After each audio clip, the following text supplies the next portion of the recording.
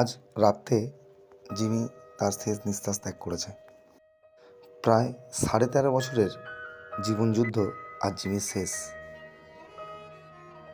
সাধারণত 8 থেকে 10 বা 11 বছর এর বেশি আমরা এদের বাঁচাতে পারি না, কিন্তু জিমিকে তার মালিক এতটাই যত্নে রেখেছিল যে এতদিন জিমি সুস্থভাবেই বেঁচেছিল।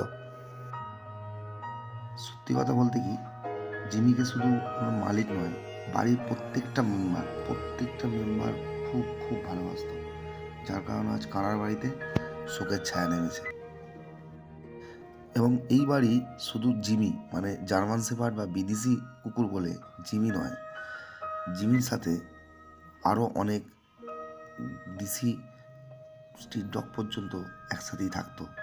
এতে এই বাড়ির কোনোদিন কোনো আপত্তি ছিল না, এবং এরা জিমির মতো স্ট্রিট ডগগুলোকেও যথেষ্ট দেখাশোনা করতো।